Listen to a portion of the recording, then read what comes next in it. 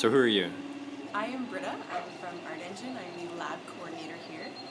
And Artengine is an artist-run center that has a focus on art and technology, but also tends to absorb anybody who's interested in technology, but it is creative.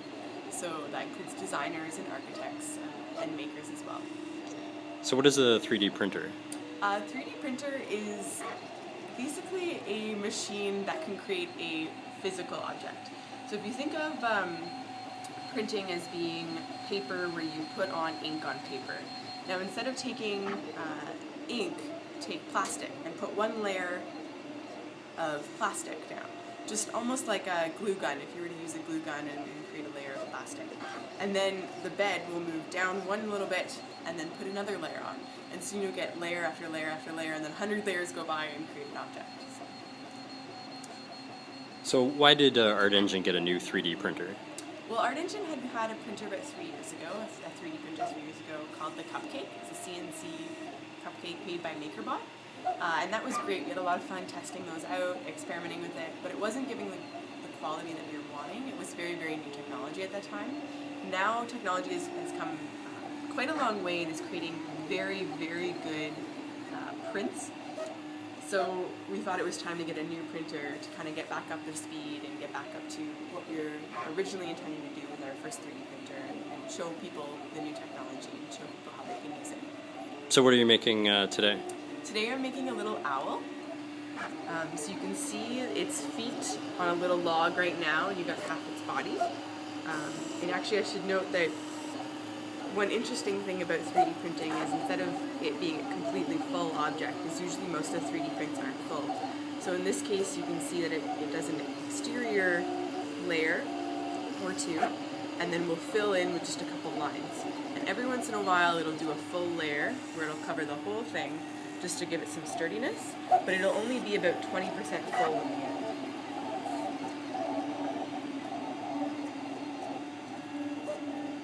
If you want to compare what our last 3D printer was able to do versus what this 3D printer is able to do, here are some examples. So you can see that, I don't know if you can see on the screen, but it's quite easily, every layer is very, very visible. And you can look on the side here, it's not very smooth. It doesn't always be smooth. And same with this one here. This was a little violin that was done.